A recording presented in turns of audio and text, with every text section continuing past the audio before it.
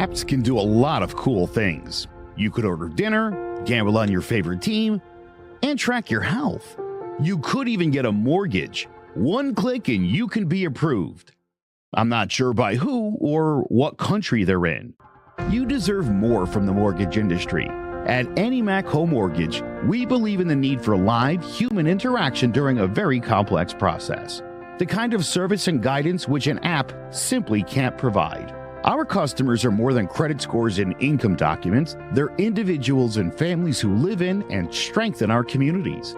Their story is our story, and that story begins in a home. Chris Sawyer is an expert on providing superior customer service and in meeting the mortgage needs of current and future homebuyers. With over 18 years of experience in the industry, Chris is able to help customers migrate through the home buying and home financing process by using his wealth of knowledge as a well-qualified mortgage professional.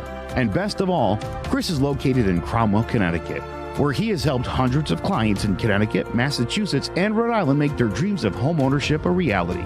Visit chrissawyer.any-mac.com. Email him at csawyer@any-mac.com or give him a call, 860-878-8730. Chris Sawyer, NMLS number 39345, corporate NMLS number 338923. AnyMac Home Mortgage is an equal housing lender. American Neighborhood Mortgage Acceptance Company, LLC. DBA AnyMac Home Mortgage. Lo-Fi Direct. Connecticut First Mortgage Correspondent. License lender. Broker number ML 338923. Massachusetts Mortgage Lender and Mortgage Broker License number MC 338923. Rhode Island License Lender. License number 201128110L. Call for additional details. Welcome to Sports Talk with RNJ. I'm Steve Risser along with Justin and Alfred. We got a busy show today. We got Week 18 of the NFL season to talk about. We got some good games there, but we got to get started with the college football. Yesterday on New Year's Day, as usually it's a tradition. New Year's Day is a big college football day, and yesterday was the same. And we got to start with Ohio State and their great performance in the Rose Bowl. I mean, it's amazing that a month ago this team lost to Michigan because they've been dominant in the college football playoffs so far.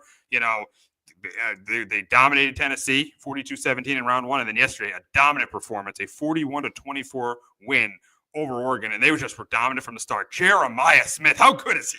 He's the best receiver. He's the best receiver. He's a freshman. He's the best receiver in the country. He is such a stud.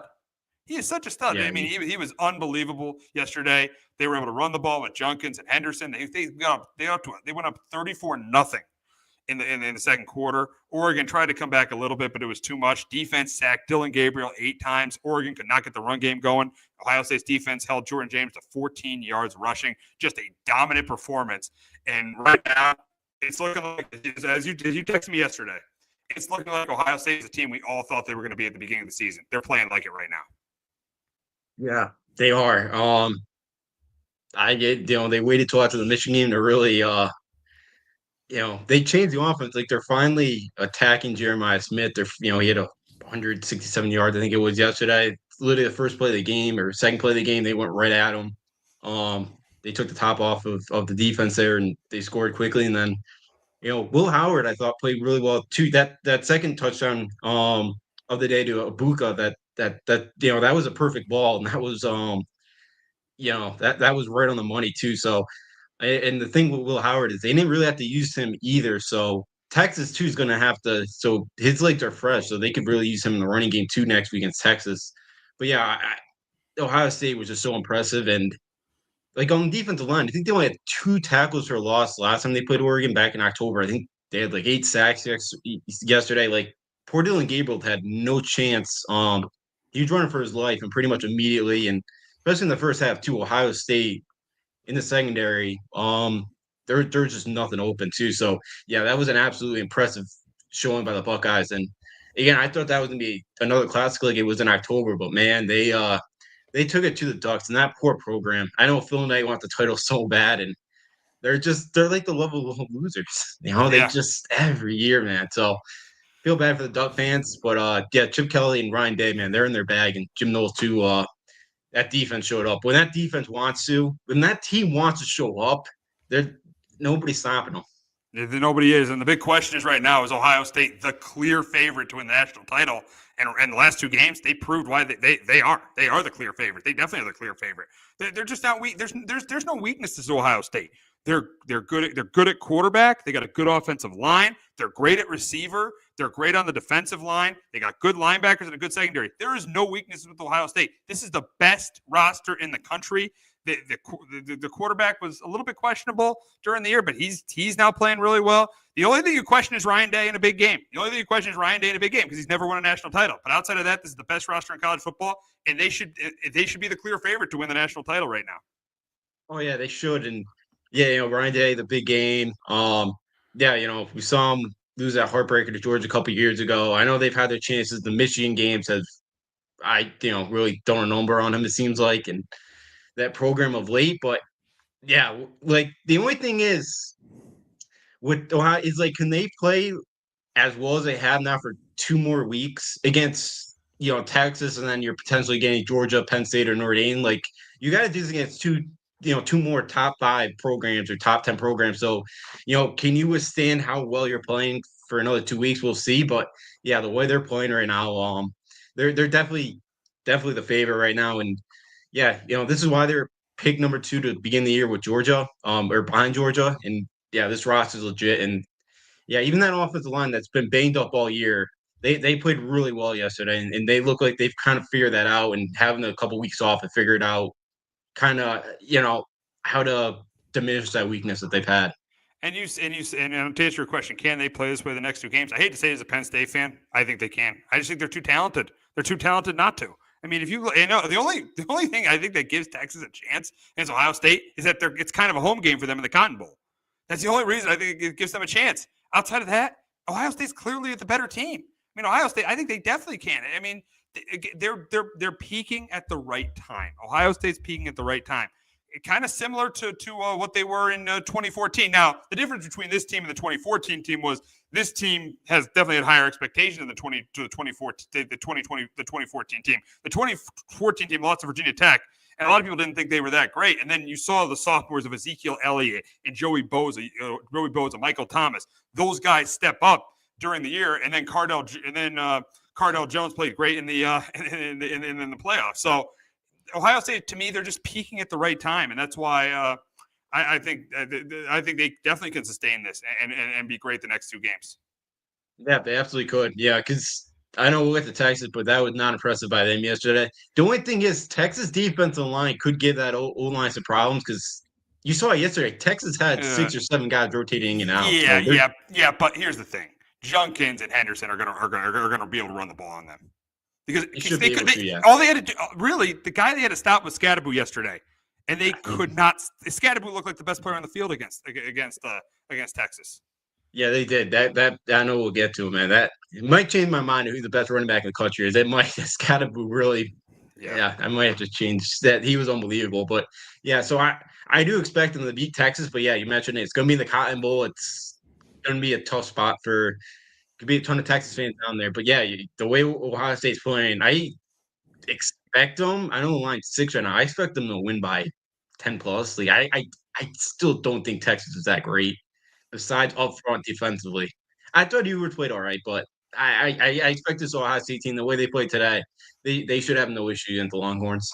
Yeah, I think they beat the Longhorns. I think they get back to the national title game for the first time since 2020. I think it's gonna happen for Ohio State. I just think the way they're playing. I mean, to beat an Oregon team, and now you could argue Oregon was a little bit overrated at 13-0. Their defense was definitely suspect. I mean, the first game against Ohio State they won, but Ohio State scored 31 points. That Big Ten championship game, Penn State moved the ball up and down the field against Oregon. They scored 37. Now, and Aller threw the pick at the end, but they scored 37. But really, outside of that, who did they really play?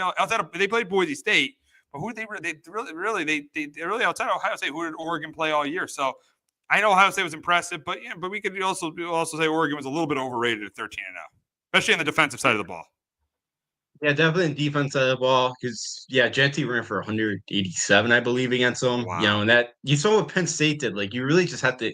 Now that was week 2, so they probably still have some more respect for Madsen and a little bit more of that offense. But yeah, I think Oregon, I think it's a solid team. I think they're getting there. Like, I like what Dan Lanning's building. Like, I do think he's building it in the trenches. Like, he's a former Georgia assistant. Like, he's building it like an SEC team where I think, they could be really good in the trenches. Yesterday, obviously they really struggled in that area, but yeah, I like what Delaney's doing. They got Phil Knight. Like that guy's gonna spend a whole lot of money. He wants to change it before he dies. So hopefully they'll get one for that program because man, they've been knocking on the door forever. It feels like, and they have not been able to finish it. And again, yesterday, I don't think anybody in the country is going to beat that Ohio State team. So, yeah, maybe Oregon was a little bit overrated. I still think it's a really good team that just ran into an absolute buzzsaw in Ohio State. And just, again, that team was not losing anybody yesterday. Absolutely, absolutely. Yeah, Ohio State was just too good. They were just outstanding yesterday. But we will move on to the other game yesterday, and that was in the Peach Bowl between Texas and Arizona State. And for most of the game, it looked like Texas controlled the game. Now, Arizona State moved the ball. Like there was one time they moved it. They turned there were like 3 times they turned the ball over on downs, and then they missed a field goal. So Arizona State did move the ball in this game. Cam Scadaboo was phenomenal, but Texas controlled the game up 24-8, and then Cam Scadaboo. I texted you during the game like, this is huge that Texas scored. Scadaboo now can't take over the game. Scadaboo can't really do anything now because they're down 2 scores. But then you had the trick play, which you had the touchdown pass, which cuts the lead to 1 score. Then Ewers throws the pick, and then they were in spread. They're 5 wide, and Scadaboo caught that huge pass, and then they tied the game. And then Texas couldn't hit a field goal. Then they got the ball back, and then a terrible call there with the targeting. That should have been targeting there, and that could have decided the game. That was a terrible call. But then, what do you say? If I can interject with that, so I was thinking about it more and more. I don't think the refs wanted to decide the game on that call, which I give them credit for because that's all we'd be talking about. Because I know that wasn't the guy's intent. Yeah. But so I thought about it more and more. But yeah, I just wanted to get that out there. Yeah, so, by letter of the law. And I get it. By letter of the law, that's targeting. But yeah, you don't want to decide a game on that rule to decide a game. Yeah, so I give the refs credit. That was their thinking. I give them credit to make sure that they didn't decide the game there. So I do give the refs credit because I do get on them. And I'll give them credit there. If that was their plan after they discussed it, maybe we should let that go because it would have been a first down first. Now, with their special teams, who knows? They may have missed the field goal anyways. But yeah, who knows? So yeah, I felt a little bit better about not having that called later on the day. But yeah, sorry, you can finish your point. Yeah, and then Texas missed the field goal. Arizona State scores, and then 4th and 13, and this was the most questionable call of the day. And we were texting yesterday, and 0 blitz, running a 0 blitz on 4th and 13. That was a very questionable call there. Texas ties the game. Then they score, and I think you knew when they scored and they got that 2. They probably were going to win, and they did. Texas survived. And Quinn Ewers was not great during the game. They didn't run the ball at all. They were Texas was outgained by over 100 yards. But Quinn Ewers, when it mattered, he stepped up. He pretty much got Texas into field goal range. The field goal kicker couldn't make it, but he got him into field goal range. And then, in overtime, he threw those 2 touchdown passes. He stepped up, and he got his team back to the Final Four. Yeah, he did. Ewers definitely got on him a little bit yesterday. Yeah, we were texting. If that offer is real, that the school is going to give him $6 million in NIL. I don't know who that is, but good luck. Good for him to get that money. I give him credit that 0 blitz on 4th down because he kept his eyes downfield instead of kind of looking down there because he'd been getting hit a lot yesterday. And yeah, because I thought Dillingham had a phenomenal game coaching wise because he knew special teams was a problem. He kept going for it on 4th down. They had the big man fake punt run there too. I thought he really called his coach staff called a pretty good game, and obviously that 4th and 13 costing him. I don't know what the thinking was there. You keep everything in front of you.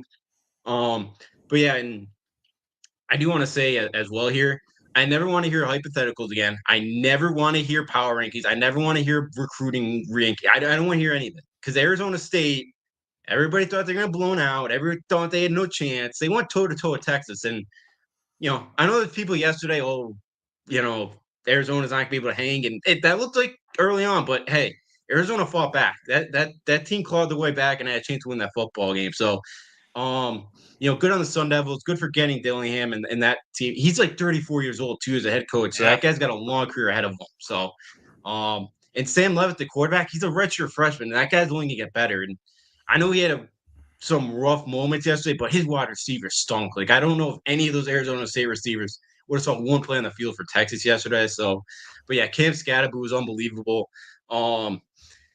I forget what I think he's the first. I think I saw he's the first NFL or FBS or FCS player like ever to run for like 200 yards, have a reception touchdown, have a receiving touchdown, and had a passing touchdown. It was something crazy like that. Like he had an unbelievable game. That guy left it all out there because I heard too he's violently ill on the sidelines too at one point. So that guy left it all out there. Um, Unbelievable football game from him. So yeah, that Arizona State team that was impressive from to go toe to toe with Texas. But yeah, Sark played not to lose like he usually does in those Yep. games, and he got pretty lucky to survive that one because man, that would have been an absolute utter collapse there by the Longhorns. They found a way to lose that football game. Exactly. And yeah, and then Arizona State, yeah, they proved it. They proved not only should they been a playoff team, they proved they should have been seated where they were seated. I mean, just and yeah, you talked about recruiting rankings, and a lot of people talk about Alabama. How they should have been in, and they lost. And then they lost when Michigan had guys out in the Real Quest poll. So yeah, so yeah, Arizona State did a great job of proving it, and yeah. Sark, I mean, he almost blew that one. He got conservative. Bitters was conservative all day once he got the big lead early on. So he almost blew that one, but Texas does survive. But they could be in trouble against Ohio State. They can't play not to lose against Ohio State, or they will lose for the second year in a row in the semifinals. They absolutely will. And yeah, and you mentioned it too a few minutes ago. Yeah, Texas, they have I know they run the ball against Clemson, but Clemson has been to stay off the run all year. Like I don't know how Texas is going to run the football against the Buckeyes. So, yeah, they might be one-dimensional. Sark's got to figure something out of how to scheme up a bit of a running game. Because, yeah, if they don't, they're one-dimensional against the Buckeyes, they'll be in a lot of trouble. So, yeah, we'll see. Sometimes Sark's pretty good at scheming some things up, but, that's about all he's really good for. I feel like I don't think he's a great in-game coach. He's done a nice job with Texas. Like, he's done a really nice job building them in the trenches. Like, he's getting talent. Well, Texas always got talent. The last coaching staff just had no idea how to develop that talent. Um, and I think he's doing a solid job of that. So, again, Sark's doing a really nice job of getting Texas back on the national footprint. Can he get them over the hump and win one? I don't think so, but Texas back on the national map. They are. They're definitely back to being what they were when Vince Young was there and when Mac Brown was there. And when Colt McCoy was there. They're definitely back to being that kind of team. Because there was a while they weren't, and now they're back to being that team. So going to be interesting. The semifinals. You got two top programs, Ohio State and Texas, playing for a spot in the national championship. So it should be interesting to see what happens there. But we had another team advance to these semifinals on New Year's Eve, and that was my team, Penn State, as they beat Boise State 31-14. I mean, they were in control most of the game, but up to that hot start, went up 14-0. Boise State did come back a little bit. They cut the lead to 17-14, but Drew Aller hit Tyler Warren on that touchdown. Boise State moved the ball a couple of times, but came up empty. That interception by Maddox, the missed field goal. Penn State did a really, really good job containing Ashton Genty. Only averaged 3.5 yards a carry against him, so they did a really good job containing Ashton Genty, and that's what they had to do. They had to contain Ashton Genty. They did. They were able to run the ball with Nicholas Singleton and Katron Allen. Nicholas Singleton had that big touchdown run to close out the game. There are some concerns with Penn State, after this one. Offensive line, I think, was a little bit shaky. It was a little bit shaky in the game. Boise State did move the ball against them. They missed opportunities, but still, Penn State was the better team. They got it done. And James Franklin usually does that. He usually beats teams he's better than. He usually does that. So good win for Penn State. They're now in the semifinals. The big question is can Franklin finally get a huge win? Can he get a huge win against Notre Dame or Georgia? And yeah, you can talk about Penn State's path being easy, but they beat the two teams they needed to beat to get into this position. And that's what you wanted to see. Yeah, it wasn't pretty the other night, but hey, they got the win. Boise State, Danielson kicking that field goal in the first drive, like they could have won for it there. Like they deserved to lose. Like he kind of. If you're going to pull that upset, you want to get the momentum. You got to try to get 7 on that first drive. Yep. Yeah, absolutely. And I kind of felt like they're in trouble, especially after they missed that field goal too, and they come up empty-handed. So yeah, ours wasn't great. They were in the ball pretty well. I know Penn State's O-line was shaky, but I think Boise State's really was legit on the defensive line. So like I don't, it's definitely a concern. It's somewhat of a concern, but Boise State's legit up front, and but yeah, I think the concern because I thought Penn State had a great defensive game plan. of literally, let's just make Ashton Genty beat you. And he tried. Like, there was one, I think he got a 9-yard run and he broke like 7 tackles. Like, he got 9 yards out of it. So he's going to be a great NFL back, whoever takes him. But yeah, I thought, Aller wasn't great. I thought they should have stuck to the running game a lot more than they did. They kind of got a little too pass happy there for a while. They were trying to take some shots downfield and couldn't complete them. But yeah, Tyler Warren's a beast at the tight end spot, and it's a good one. Yeah, you mentioned it, James Franklin. He won the games he should. That was definitely a game they win. And hey, you don't apologize for winning football games. And yeah, maybe the 2 games they've played so far weren't great opponents, and they were definitely better than. But it's not their fault for being in that position. So yeah, we'll see Georgia and Notre Dame. Both those teams are going to be tossed up against Penn State. So hey, we'll see, and they'll get the extra day or two too, which may come in hand as well. Yeah, we'll see. We'll see if that does. And you talked about Drew Aller, and yeah, it wasn't I thought he played pretty well. He had the 3 touchdown passes, but yeah, the completion percentage was not that good in the game. So that definitely is a little bit of a concern if you got to play a defense like Notre Dame's or like Georgia's. But if you look at Georgia and Notre Dame, they're both why it's a toss up. I think if they play one of those 2 teams, in the Orange Bowl, it doesn't matter either team they play. Why it's a toss up is neither team does a great job stopping the run, and Penn State has got a really good running game with Allen and Singletary. That's why I think they match up pretty well with. I think they match up pretty well with either of those teams. I think they have a good chance to beat either of them. Now, Ohio State's going to be a brutal game if they get to the national title. I mean, I would hope Texas beats Ohio State if Penn State wins, because I would hope they would win anyways. I can't stand Ohio State, but I think they match up pretty well with both these teams anyways. With Georgia, you got a backup quarterback and they have trouble stopping the run, and Notre Dame, they've had trouble. They gave over 130 yards on the ground. And they've averaged. Yeah, they average giving up over 130 on the ground. Yeah, and they lost their best D tackle in Riley Mills up front and right in the middle of that defense too. So that's that's going to hurt, and we'll see how that affects them today, and we'll see how they fill that hole later on. And yeah, I think Penn State's got to change, especially if they play Notre Dame. Those are 2 programs that can never win a big game in a big spot. So one of those teams is going to have to win a big game. Yeah, they are. So I'm actually kind of hoping for that matchup, because that'll be fascinating. Where you got a Georgia team that's got some experience, obviously. They've won a title before, but you got a backup quarterback, so you don't really know what to expect from him. And Georgia's going to be pretty close to home as well, if it's obviously down in Miami. And but yeah, I think Penn State could beat either one. Like, I think the hypothetical line right now is Penn State would be a 1-point favorite to Notre Dame, and they're 1-point dog in Georgia. So Vegas has it being a toss up as well. And yeah, I think all 3 of those teams are pretty even, and I do think it's I think it could be a really defensive, ugly game, and something like the low 20s, something around there. And yeah, Penn State can run the football like they did against Boise State. I think that's that's going to be huge, and that definitely gives them an advantage, because because I do think Penn State does a pretty nice job of stopping the run. They do. They did a really good job. Did a really good job of containing Ashton Genty in that game. They did now. There have been issues against the run. There was those issues at the end of the Ohio State game. But, yeah, they've done a pretty good job of stopping the run pretty much all season long. They're to their top 10 in run defense in the nation. So, yeah, they do a pretty good job of that. So I would be confident that Penn State could be either Notre Dame or Georgia. And now, speaking of that matchup, we got it today. Unfortunately, the game was moved due to a very, very unfortunate circumstance in New Orleans, with a truck driver killing 15 people. Very, very unfortunate circumstance. I think they made the right decision moving this game to today. So, but we hope everyone is safe in New Orleans. And before we talk about the game, we just hope everyone right now is safe in New Orleans. So that it was just a horrific attack, and we are praying for New Orleans right now. Yeah, absolutely. I think you said it perfectly there. Yeah, thoughts and prayers out to the families affected. Yeah, New Orleans. Hopefully, praying for everybody down there. It was definitely the right decision. Football comes second, and obviously in the circumstances. So yeah, they made the right decision to push it back for a day and make sure that everything's safe and secure. And so yeah, definitely the good call, and obviously prayers with New Orleans right now, and the families that have been affected by this. Yes, absolutely, absolutely. So now moving on to the game, I think this is going to be a really, really close and competitive game. It's going to be interesting to see what Georgia's going to be like with Gunnar Stockton, because there were a lot of times this year where they struggled with Carson Beck. And I think a big issue with Georgia is their receiver. I mean, Smith is decent.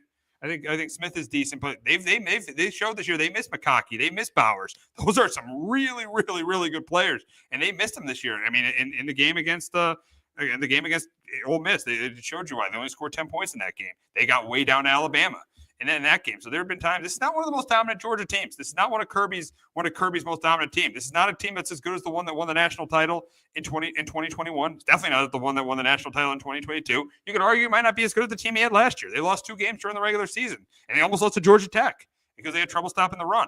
But I think in this game, I do think that that Jeremiah Love does have a pretty good game on the ground. I think Riley Leonard plays pretty well, but I think he makes the mistake. And I think Gunnar Stockton does play pretty well, but I think as you mentioned, the injury to Notre Dame defensive tackles, I think going to hurt him. And I think Frazier and Etienne are going to run the ball better than Jeremiah Love. I think Gunnar Stockton's going to be the quarterback who makes less mistakes in this game. I think it's going to be close. I think it's going to come down to the wire, but it's just Kirby Smart against Notre Dame. And Notre Dame historically has had so many, just like Penn State, to be fair, just like Penn State, Notre Dame historically has had so many issues in big games. Going back to that blowout in the 2012 national title game with Alabama. Then they get blown out in the 2018. I think I said this last week too. We were picking the game in the 2018, semifinal at Clemson, and the 2020 national semifinal to Alabama. And I know it's Marcus Freeman and not Chip and not Brian Kelly. So this is kind of a new era of Notre Dame football. But there's a reason this team hasn't won a national title since 1988. They don't play well in these games. Before in the Charlie Weiss years, they didn't play well in these games. Even before in the Ty Willingham years, they didn't play well in these games. And I think it continues today. And I think Georgia, even with their backup quarterback, even with Gunnar Stockton, was a close one. I got Georgia 23-20 over Notre Dame. But Justin, you picked Notre Dame last week? Do you still got Notre Dame today? I still got Notre Dame. Still taking the Irish in this one. I think Riley Leonard plays pretty well in this one. Yeah, and I think it comes down to what team can run the football better. And yeah, you mentioned Georgia's really has struggled all year, and definitely with Notre Dame losing Mills up front and defensive side, that could be a huge factor in this one. And maybe Georgia's able to run the football better than the Irish will. But I do think Notre Dame to be able to run the ball well enough. I do think Riley Leonard with his legs could make the difference in this one because Haynes King ran all over Georgia's defense, and he's a great athlete, and Riley Leonard is too. I think with his legs, like if he gets 70, 80 yards on the ground himself, I think Notre Dame's in a great position to win this football game. I think it's going to come down to what quarterback, does not make that big mistake, maybe in the red zone, maybe late in the game, makes that crucial interception there that,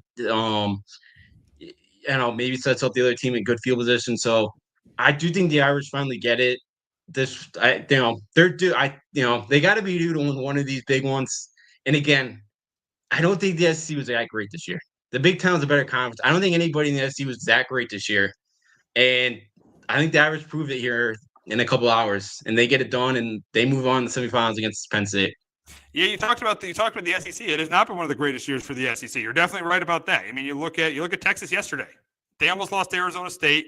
Georgia has not been one of Georgia's great teams. Tennessee got blown out to Ohio State. Alabama loses to, I know Alabama with Michigan with having guys out, lost to Michigan in a bowl game. South Carolina, who's another team people thought should have been in the playoff. I know Kennard was out, but lost to Illinois in a bowl game, so the Big Ten beat them twice there. So yeah, we'll see what Ole Miss does tonight. So and Ole Miss lost. Let's be honest, Ole Miss lost to Kentucky at home. So yeah, you're right. The SEC was not as good as is not as good as people think. I wasn't agreeing with you early during the season, but I'm starting to agree with you now. Yeah, it's I know it's tough. I know national media loves to hype up the SEC. They always have like 12 teams ranked in the beginning of the year, and like Missouri being a top 15 team, that was a giant mistake. And I think the Big Ten's 4-1 now against the SEC in the bowl games. I know that does not the end all be all, but I think it does show that maybe the bottom of the Big Ten stunk, but I think the top is definitely better than the SEC this year. And yeah, Lane was very quiet lately on Twitter. We'll see how his team shows up today. Told for a giant goose egg. And, Paul Feinbaum finally waving the white flag about Bama. Would have loved to call in the show and gone after him. I know I probably would have never gotten on that show because, man, he was been, getting under my skin with all the Bama and SEC stuff. So, yeah, it was not a great year for the SEC. I've really turned against that conference now, and I really want to see them I really want to see Notre Dame beat them by 50 tonight, and I really want to see Duke beat Ole Miss just to really shake up the narrative and really send them into a tailspin. But yeah, it was not great, and the Big Ten definitely at the top was better. Yeah. I mean, you look at. I mean, Oregon. Yeah, Oregon might have been a little overrated, but they went undefeated. You look at Ohio State. They look like they have the best roster in the country. Penn State.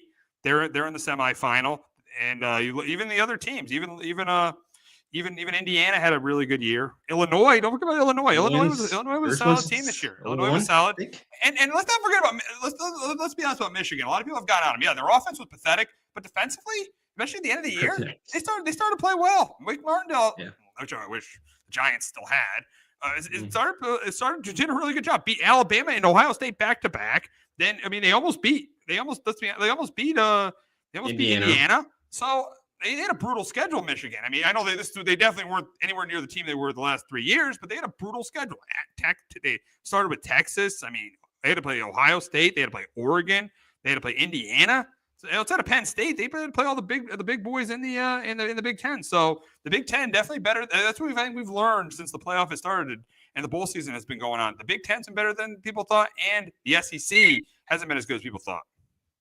Yeah, and I know, it hasn't. And Michigan, I don't. Bryce Underwood clips at practice starting to come out. Their offense should be a lot better next year with Bryce Underwood under center too. And if they keep Wink as the DC, watch out for that. Dave Portnoy's already been talking about how great they're going to be next year. Dave Portnoy's already talking. Yeah, well, it's only that he's got that money to go spend to help out the NIL cause there. So hey, that's what you need. You need a couple big boosters. Get you some money. Hey, you take advantage of it nowadays. So they should be Dave Portnoy keep the quarterback music going there. So it shouldn't be good. I expect the Big Ten, with Oregon there and Washington hopefully is going to get it going again. So the SEC definitely has not shown well of late. So the Big Ten, the bottom, yes, definitely need some help. But hey, if they can get there and they kind of keep the top where it is, and Michigan State, I think it's going to improve. So I do think the Big Ten right now is in a really good spot, and we'll see kind of the SEC's response with like Georgia today. Yeah, we'll see. And as you said, it's going to come down to the quarterbacks and which one makes less mistakes. And I just think Gunnar Stockton's going to make less mistakes than Riley Leonard in this game. Yeah, I could see it. And, he's got the bye really helps Gunnar Stockton here to get that extra week to get more reps and kind of kind of figure out and get that rolling there. But it's a tough spot here for his first start. I think the last time we've seen was Cardell Jones. The last time we've seen QB make his first career start in a playoff game. I think Cardell Jones. I don't think we're gonna see that performance tonight, but who knows? I don't know. Yeah, we'll see. You got Georgia and Notre Dame at 4:00 today, but we got a huge matchup in the NFC North, which has a ton of meeting on Sunday night. But before we talk about that and the rest of Week 18, we're going to hear from our friends at JPEG Financial and Shamrock Home Inspections. Do you have a 401k and some savings for future retirement, but don't even know if it's enough to live off of? How much is enough? How often are you thinking about it? The team at JPEX Financial Group can help set your mind at ease. We specialize in creating strategies in the planning and managing of your financial, educational, and investment needs. We help clients pursue their investment goals with sound financial strategies. You deserve a personal, tailored plan. Lasting, meaningful, and open relationships are the foundation of our practice. You've worked hard for your money and should feel confident in your investment choices as you make decisions for your financial future. Your goals are our goals. We are dedicated to your needs and hopes for your future. Visit our website and give us a call at 860-430-5397. Securities offered through Raymond James Financial Services, Inc., member FINRA, SIPC. Investment advisory services offered through Raymond James Financial Services Advisors, Inc. JPEX Financial Group, LLC is not a registered broker-dealer and is independent of Raymond James Financial Services. JPEX Financial Group is located at 78 Eastern Boulevard, Glastonbury, Connecticut.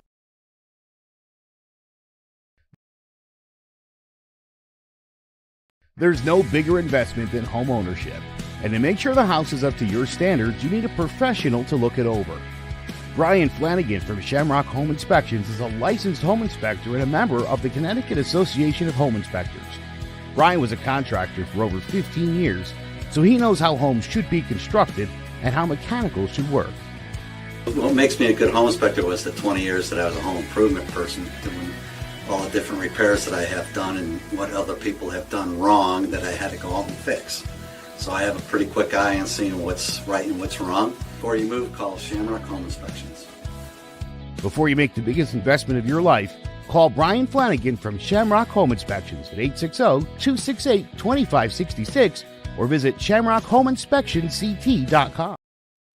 Alrighty, we are here. It is week 18 of the NFL season, and our biggest matchup by far is in the NFC North. You got the 14-2 Vikings taking on the 14 and traveling to Detroit to take on the 14-2 Lions. It's crazy that 14-2. One of these teams could be 14-3 and they're gonna be playing a road game next week. That is just that's crazy to think of that these teams. One of these two teams could be playing a road game, because I think these two teams are the two best teams in the NFC right now. The way both are playing. Sam Darnold just has had absolutely phenomenal season. You could say that he's got a lot of good weapons around him, but there have been times this year where the Vikings have been down and he has brought them back. What a year Sam Darnold has had. And for the Lions, they picked up right where they left off last year. Last year they lost that crushing game in the NFC Championship game, and then they ended up having just coming back and having a great season, 13-2, most wins in franchise history. But they still haven't won their division because they got to beat the Vikings on the last day of the season. This was a rematch of a great game in Week 7, which the Lions won 31-29 over the Vikings. So I think it's going to be another great game. I know that the Lions got injuries. Jack Campbell might not play this game either. So I know the Lions will have injuries. So I do think Minnesota will run the ball and move the ball. But here's the thing about the Lions. I don't care how good the Vikings defense is. The Lions offense is the best in football. The Lions offense is just phenomenal. This offense is great everywhere. Jim Williams has been great this year. So is Amon-Ra St. Brown. Top offensive line. Good quarterback. Good tight end. They're good everywhere. This offense, the best offense in the league for a reason. Good everywhere. And I think it's going to be a back-and-forth game, going to be a fun, exciting, great game. Could be one of the best games of the year. It's going to be a great game. But in the end, I got to go with the home team here. I'm going to go with the Lions here. I'm going to go with the Lions to sweep the Vikings and get the number 1 seed in the NFC. I got the Lions winning this game 34-31. But, Justin, can the Vikings get revenge from Week 7 and win the NFC North and get the number 1 seed in the NFC? I do have the Vikings this one, Wow. 27-23. I just think the Lions are so beat up defensively. Like, they're really struggling to the quarterback right now with all the defensive injuries they've had. And, I know Niners offense has been really banked up. I get that. They put up 27 on them. Like, I right now, I trust the Vikings defense to get a stop more than I trust the Lions defense, or I trust the Vikings defense more than I trust the Lions to get a stop late in the game. And I know the Lions offense right now is unbelievable. It's one of the better offenses we've seen. They definitely the best offensive football right now, but I trust Brian Flores to have a good game plan in this one. Maybe they scheme a couple blitzes and they can get like Detroit in a second or third and long, something like that, and they can make a big play. So I do think the Vikings, Sam Darnold makes enough big plays in this one. And I do think the Vikings find a way to get past Detroit and win a close one, 27-23. Yeah, I mean, I could see it going either way. Definitely can see this one going either way. I'm going to take the team. I know defensively the Vikings, they have the better. Right now they have the better players and they're definitely better defensively. But I'm going to take the quarterback I trust more, and I trust Jared Goff a little bit more because I do feel like, and we see it every game. For as well as Sam Darnold's played, he always has that one bad interception he throws every game. He has like 3. This year, he's on a 3-touchdown, 1 interception game, which is really good. But he does throw that one bad pick every single game. And I think it might come out here. I think there could be a big mistake. He might make a big mistake in this game. I think that's what could end up costing the Vikings and dropping them to the 5 seed. That's why I'm going to take the Lions here. I just look at the two teams. Yeah, the defense definitely better for the Vikings, offense better for the Lions. But I trust the quarterback a little bit more for the Lions. I trust Jared Goff a little bit more than Sam Darnold. And that's why I think that that's why the Lions win this game and get the number 1 seed. Yeah, I could see it. I think this game could go either way. I think both teams are playing really well. And could this end, or could this start a debate of should we just rank the top 7 teams instead of giving it to the 4 division winners? Because the 14-3 teams are gonna have to go on the road here and have to go on the road 3 times to That's a get, very good point. That's a very good point. That's that. why this game is so important because you either have home field advantage throughout the entire playoffs, or you're going to have to go on the road probably more than likely go on the road 3 times to get to the Super Bowl. Yeah, yeah, that's why I know the NFL is very sacred about their division winners, and I get that, but this one seems a little unfair that one of these teams is going to have to end up being on the road probably for 3 weeks.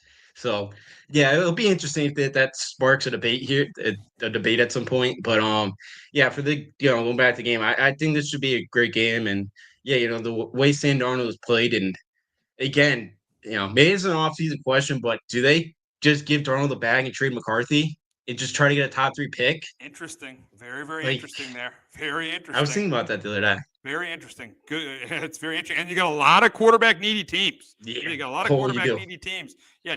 Because another thing you could do is you could franchise Sam Darnold. But the thing is in that situation, you'd have a guy you're paying $40 million to, and a guy you drafted in the first round last year. One of those guys is going to sit on the bench. I don't know if that helps your roster. So it's going to be a very, very tough decision for the Vikings, which we never expected they'd have this decision. We thought, all right, the Vikings, they might go, they might win 8 or 9 games with Sam Darnold with this roster and then get rid of him at the end of the year. But they got a really tough decision on their hands in the offseason. Yeah, they do. And they do. It'll be interesting how they handle that because they got Daniel Jones too. And with Mick O'Connell, maybe you can figure out something with Daniel Jones too. So, yeah, like their quarterback room's is in pretty good shape right now. So, yeah, for the Lions and O'Connell. I mean, for the Vikings, O'Connell, their quarterback situation right now, they're in great shape. And yeah, we'll see with the weapons they got. Maybe they make some. Can see them make some big plays. And yeah, it should be a great game between 2 great offenses. And yeah, it definitely could come down to whoever's got the ball last. Yeah, it definitely can. I think it's gonna. I think the team that has the ball last is going to win this game and get the number 1 seed in the NFC. Before we move on from this game, we'll talk about who needs this win more: the Lions or the Vikings. And I'm going to say the Vikings, and it's because of a point I made earlier. It's because I trust Jared Goff more than Sam Darnold in the postseason. Jared Goff has gotten to a Super Bowl. He got to a Super Bowl with the Rams. He got to an NFC Championship game. It was very close to getting to a Super Bowl last year. Where Sam Darnold, say he's on the road against the Rams. Say they play the Rams on the road in the first round. That's his first. That's going to be his first start in the postseason ever against a coach and a quarterback who've won a Super Bowl in Matthew Stafford and Sean McVay. So I definitely think the Vikings need this game more because of I think they need the number 1 seed more to make a run in the playoffs because of Darnold's lack of playoff experience. No, that's a really good point. I didn't think too much because I went with the line. I mean, I went with the line just because of all the injuries they have on the defensive side. And I know they could get someone back from the NFC Championship game. And I think that's huge because then you only have to play 1 game to get the NFC Championship game instead of 2, where maybe you do lose another. Unfortunately, maybe there's another guy or 2 that goes down. I'm like, Monday night we saw Gibbs go down at one point. Like he was limping at one point. And then I think Amon St. Brown too was another guy that kind of came off the field limping at one point. So I just think with all the injuries, Detroit needs this one too, just so you only have to win 1 game and then you're in the FC Championship game. And then maybe you get a couple guys back and your defense is a little bit better shape than it is right now. So for me, I went with Detroit just with all the injuries they have and help them, definitely be huge for them just to only have to play 1 game. It would be. I think it's experience of the quarterback. I think it's experience of the quarterback. And don't get me wrong, Sam Darnold has had a phenomenal year. You all know I wanted the Giants to take him in 2018. He's had a phenomenal season. But I'm just saying I would go with the Vikings here because of the experience of the because of the experience of the two quarterbacks. Yeah, no, absolutely. And absolutely. And I think, that's a great point. Cause I know we haven't seen Darnold be in that moment yet. So you never know. But with O'Connell and with that offense this year, maybe I don't fully trust him, but I feel good that they're going to put him in the right spot and he'll make the right reads, and I think he will play pretty well with that offense. And the way their defense is playing, I don't think they're going to have to win a ton of shootouts. So, yeah, definitely with Goff, who has been in Super Bowl before, knows how to win the big games in the month of January, can go on the road. Again, they almost went to they had San Francisco beat last year on the road in the NFC Championship game. Yeah. So, Yep. yeah, I definitely like your point of you do definitely trust Goff more than you do Darnold right now. Yep, absolutely. So we will get more. We'll have more on the NFC playoff race. I mean, the more in the NFC playoffs later in the show. We got to get to the AFC playoff race. And the AFC playoff race between three teams: the Bengals, the Dolphins, and the Broncos. The Broncos hold that number 7 seed, and if they win, they're in the playoffs. For the Bengals, they need to win this game, and they need help. They need to win this game, and they need the Dolphins to lose to the Jets in New York. And they need the Broncos to lose to the Chiefs, with the Chiefs resting Patrick Mahomes on Sunday too. So the Bengals need this game in Pittsburgh, and they need help. But for this game, I think it's going to be a typical Bengals-Steeler game. Close, competitive. But I'm going to go with the team that's playing better right now. The Bengals have won 4 in a row. The Steelers have lost 3 in a row. The Steelers, we said last week, they're looking like another. It looks like it's going to be another one and done for the Steelers this year. It looks like that. And I think the Bengals are the team that's playing better. I think Joe Burrow continues to play well. T. Higgins a little banged up, but I think he plays well too. I think Jamar Chase, he won't have Patrick Surtain shadowing him, so he has a good game. It'll be a little cold, so I think they won't score touchdowns here. They'll get some. They won't score as many touchdowns as you think they would. They'll get some field goals here. I do think Russell Wilson moves the ball on this defense, but I also think this defense makes a big play and forces the turnover from Russell Wilson. I think this game is close, and it comes down to the end. But I think it comes down to the game in Joe Burrow's hands, where he leads the Bengals on a game-winning drive.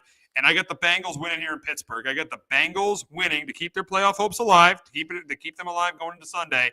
I got the Bengals beating the Steelers 23-20. But Justin, can the Steelers sweep the Bengals and end their season?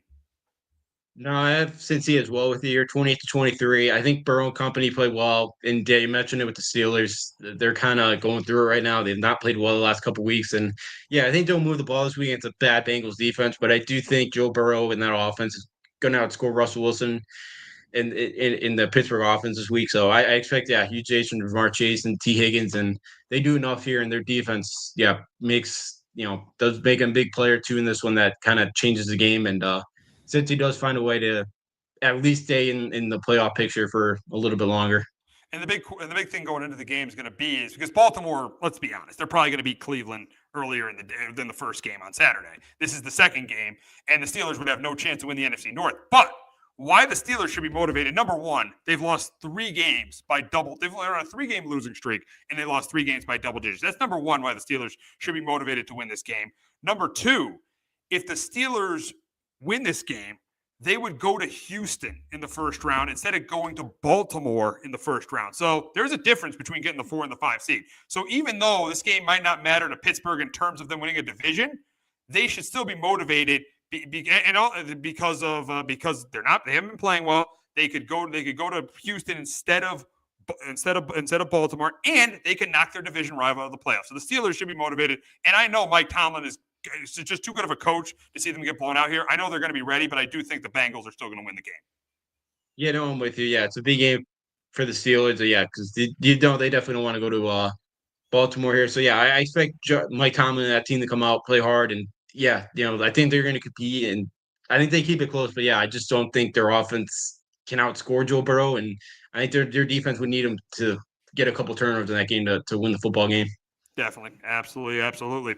We will now move on to a game in the Meadowlands, and that's between the Dolphins and the Jets. Now, the Dolphins, who have been hot in the second half of the season, they've won 6 of their. They've won. I don't even think what it is. It's 6 of their last 8 games to get into the spot. They started 2-6. Now they're 8-8. So they've won 6 of their last 8 games. The Jets, their season has been an absolute disaster. And nobody expected them, right? I didn't think they would make the playoffs, but I think they would be playing like a meaningful game to get into the playoffs. That's what I thought they'd be doing, not be 4-12. It's been an absolute disastrous season for the Jets and Aaron Rodgers. This could potentially be Aaron Rodgers' last game of his career, so we'll see what happens there. But the Dolphins, to get into the playoffs, they have to win this game and have the Broncos lose to the Chiefs later in the day. But in this game, I'm going to go with the upset here. This is going to be a little bit of a surprise. I'm actually going to take the Jets here because we know how terrible the Dolphins are in cold weather. It's going to be 36 at game time at the Meadowlands on Sunday afternoon. It's a 4:00 game, 4:25 kickoff. So it's going to be 36 degrees at kickoff. You could say, oh, they won 20-3 last week, but last week it was 54. Last week was an unseasonably warm day in January and in December. Last week it was kind of an unseasonably warm day. It was a warm day pretty much all throughout the East Coast. Last week. So you could say, oh well, they won last week. Well, I think in the cold at the Meadowlands. Let me tell you something about the Jets. The Jets want to knock the Dolphins out. The Jets really want to knock them out. They almost beat them in Miami. I think the Jets are going to show some pride here, and I think they're going to pull the upset. I think that Rodgers is going to play a decent game. I think that Tyler Huntley, and the big reason why I think the Jets are going to win is because Tua's not playing. Tyler Huntley's playing. I think the Jets are going to force a couple turns from Tyler Huntley. I think the Jets are going to end the Dolphins season. I think the Jets win this game 20-7. I think the Jets win this one 20-17 over the Dolphins. But Justin, can Tyler Huntley lead the Dolphins to somehow lead the Dolphins to the playoffs? Can he somehow do it? Can he somehow lead the Dolphins to the playoffs, or keep the Dolphins in it? Have them clinch a record over 500.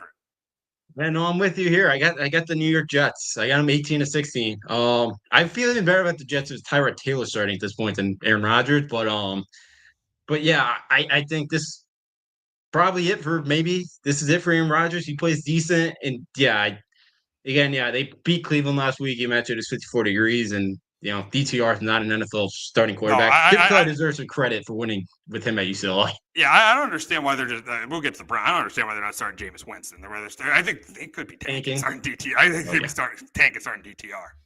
Oh yeah, they absolutely are. They're not trying to win football games right now. So yeah, I think this is it for the Jets. It's been a brutal season for that fan base that thought they had some hope this year, and I know how that's like being a Sacramento Kings fan. You have hope, and get stripped away from you very quickly. I think the Jets play well enough here. You mentioned the cold weather. Dolphins don't play great in it. Yeah, the Dolphins have played better, but I think in this one, being a division game, the Jets try to knock them off, and I do think they eliminate Dolphins here from the playoffs. Yeah, I think they do as well. Now, the big game on Sunday, you got the Chiefs going to Denver to face the Broncos. Broncos win. They clinch a playoff spot. Now, luckily for them, this game means nothing to Kansas City. So at Kansas City, it looks like that Carson Wentz is going to start, and it looks like Pacheco and Chris Jones aren't going to play. But I do think because it's a rivalry game, Kansas City is going to keep this close. I think they're going to keep it close, but I think Denver will be in control most of the game. They'll be able to run the ball. Bo Nix won't turn the ball over. And I think their defense forced a couple turnovers from Carson Wentz. And the way the Broncos defense has played this year, I just can't see Carson Wentz putting up more than 20 points against this defense. I can't see it happening. I think it's going to come down to the end, but I'm going with the Broncos, and I'm going to go with the Broncos to clinch the number 7 seed and get into the playoffs for the first time since 2015 when they won the Super Bowl. So for the first time in 9 years, I got the Broncos getting to the playoffs, winning this game over the Chiefs. I got the Broncos beating the Chiefs 24-17. But Justin, can the Chiefs end their division rival season and keep their playoff drought alive? I'm with them. I'm with you. I got Denver as well, 21-16. And I think KC's going to keep it close because it's not like college football where you can dress 120 guys. It's there's 53-man roster, but you only dress 47 or 49, something like that. So they can't bench everybody. So and Wentz we know he's not great, but he's a decent backup. And I mean, he was an MVP candidate 7 years ago. He was. So crazy to think of it. Like the Eagles in the playoffs 3 straight times. Yeah, he did. And it's not like this is DTR starting here. So I do think KC's going to keep this thing close. And I do think, Bo Nix will play well. And I think Kansas City will keep it close. But, we talked about it last week. I do think KC would love to keep Cincinnati out. So there is a chance, and Cincinnati's alive and they win Saturday. Yeah, I could see Denver finding a way to win this football game. Just make sure that Joe Burrow can't come to town any chance in the divisional round. So I do think that there's some – that could be in play as well. So I'll take Denver in this one. Yeah. I think Denver wins. I think Denver gets that 7th seed. I think they can break their 9-year drought in the playoffs. Now, speaking of DTR, he will be getting the start this week as the Browns take on the Ravens. The Ravens win. They win the They win the AFC North, and they get the number 3 seed. And I think they win this game, and they win it easily. They win it. Henry is a big game on the ground. Lamar throws a couple touchdown passes. Josh Johnson will probably be playing, just like against the Giants. Josh Johnson will probably be playing in the second half of this, in the fourth quarter of this game. I think DTR did not play well at all. I think the Browns' offense has been garbage the last 2 weeks. It continues to be garbage. I think the Browns put themselves in position to potentially seeing what New England, seeing Buffalo maybe resting their starters this week, seeing Houston, not playing their starters maybe through the entire game. There could be a chance the Browns get the number one pick, secure the number one pick in this draft.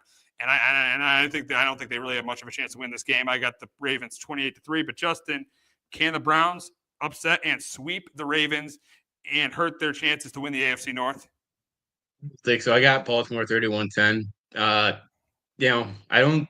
We'll see. Maybe Baltimore goes up 17-0. They rest everybody. Maybe Cleveland's able to maybe make it a game fourth quarter, but I really can't see that happening yet. We talked about DTR. They have Zappy too. I know Zappy's not great either, but does he get a drive or two? Maybe. I don't. But it really seems like the Browns are really trying to get that number one pick here this year, and they try. Baltimore should do whatever they want here, and hopefully for them, maybe they get up big at half and they're able to rest everybody for the second half and get them off their feet for at least a half in this one. Yeah, that's probably what's going to happen because the Browns have been absolutely terrible the last couple of weeks. So we'll move on to the NFC, and really the biggest thing in the NFC, the biggest race in the NFC right now is the NFC South race between the Falcons and the Bucs. Falcons need a win, and they need the Bucs to lose to get to the playoffs. If the Bucs win, they are in the playoffs, and if the Bucs and Falcons both lose, the Bucs will get into the playoffs. And last week for Atlanta, Michael Penix, he's played pretty well, but the head coach really, really cost him last week. That clock management was absolutely horrific. They probably win the game against the Commanders if he used one of those timeouts. They probably win it, but the clock management was horrific. The Falcons lost that game. Now they're 8-8. Now they need help, and they'll play the Panthers this week. And I think in this game, Bijan has a good game on the ground. Penix manages the game, plays well again. Bryce Young competes, hangs. I think the Panthers compete a little bit better this week because they can end the division rival season. But in the end, I'm going with the Falcons here. I got the Falcons winning it 27-17. Over the Panthers. But Justin, can the Panthers, and they played better in the second half of the year, can they end the Falcons season on Sunday? I think they keep it close, but I do think Michael Penix gets it done this week, and I think he continues to play well. And I know I mentioned this a couple times, but they really picked Raheem Morris over Bill Belichick. I know. This franchise. It's crazy to think of. Crazy. The higher-ups wanted to hire Belichick, but the higher-ups talked him out of it. Yeah. And I know Belichick's not had a ton of success without Brady, but I'm telling you, Bill Belichick's coaching that game. Yeah. The Falcons does not lose that game. Yeah. No. Oh yeah, he does not lose that football game. That was something. That was a fireable offense, and Arthur Blank could not have been too pleased with the way that ended. So yeah, I could see Carolina keeping this thing close, but I do think Penix has played well. I think he plays well against Carolina defense, and they keep it close. Carolina does, but I think Atlanta finds a way to win this football game. Now moving on to the other game in the NFC South, and that is between the Saints and the Bucs. Bucs win, and they're in. So the Bucs win, they're in, and they can move up to the 3 seed too if the Rams. They're probably gonna move up to the 3 seed if they win. They're probably gonna move up to the 3 seed because the Rams are resting Matthew Stafford this week, so they'll probably end up getting the 3 seed if they win this game. But it's pretty simple for the Bucs. They win, and they're in against the Saints. And I do think the Saints are gonna, because of everything that's happened in New Orleans this week, I think the Saints are gonna compete early in this game, but in the end, without Derek Carr, without Alvin Kamara, it's going to be hard for them in this game. And I think maybe the defense competes early on, but I think eventually the Bucs win this game by 2 scores. I think Rashad White and Bucky Irving have a good game on the ground. Baker throws a touchdown pass or 2, and they force a couple turnovers from Spencer Rattler. I'm going Bucs here. I'm going Bucs 23-10. But Justin, can the Saints have a really inspirational performance and pull off a huge upset and potentially end the Bucs season?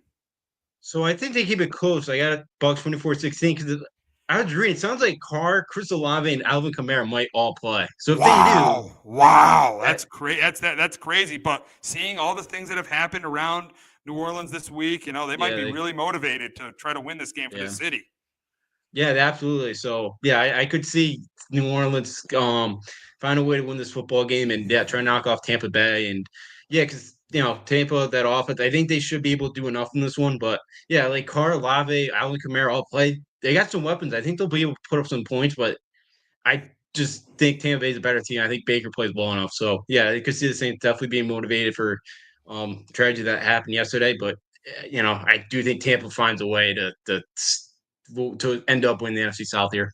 Yeah, I think Tampa does too. I think Tampa wins the NFC South for the crazy 4th year in a row. They'd win the NFC South.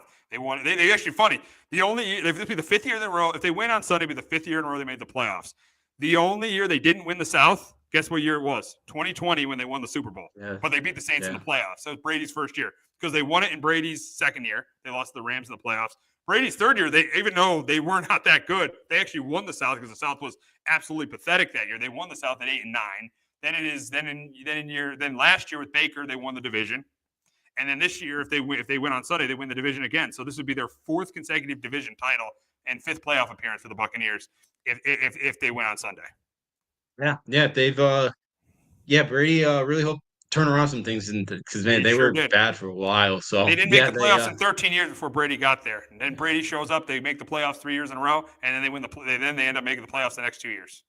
Yeah, it helps when you're in the same division as Atlanta, and I know no one's building in Carolina, so it does help with some other teams that can't get out of their own ways. But they've taken advantage of it, and Baker's done a really nice job. And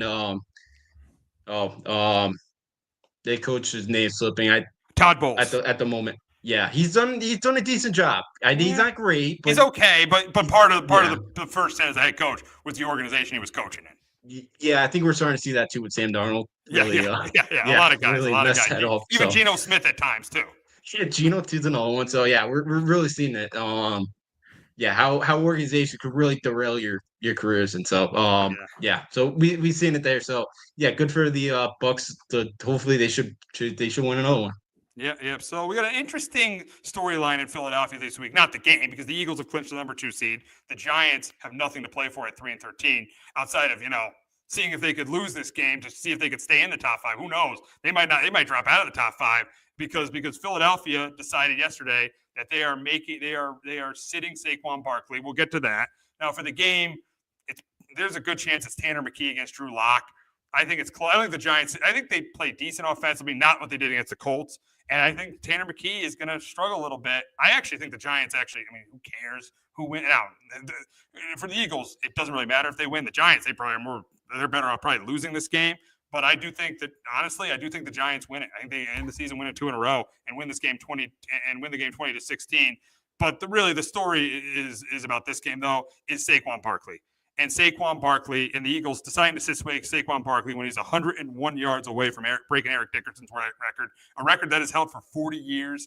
The big question is here, are the Eagles making the right move sitting Saquon Barkley? And in my opinion, it's a hard one. Now, the thing people are not talking about as much is Jalen Hurts. If Jalen Hurts clears concussion protocol, I feel like he should be out there on Sunday because he is not – if he gets into the playoffs, it'd be almost a month until he plays in an actual game. I think that Jalen Hurts should get some reps on Sunday, even more than Saquon. But honestly, it's such a tough question with Saquon because you can see both sides of it. You can see one side of it is that, it's a 40-year record. He's had a phenomenal year, and he could stick it to his former team that let him walk with the GM, which we'll get to, publicly said in Hard Knocks that called him a $12 million back. He could rub it right in their face with them in the stadium breaking that record. So that's one side of it. But the other side of it is, imagine if he gets hurt and you lose him for the playoffs. So that's on the other side of it. But honestly, I would have let him do it against his former team to stick it to the Giants. I mean, it's a tough call, but I don't think it's the right move sitting Saquon. I would have had him play. I would have had him play against the Giants in the last week of the season. Yeah, I'm with you. I think it shows how unselfish Barkley is, because if I was Barkley, I'd absolutely want to stick it to him. You heard what he said. It's Nick's decision. It's the organization's decision, and they decided not to play him.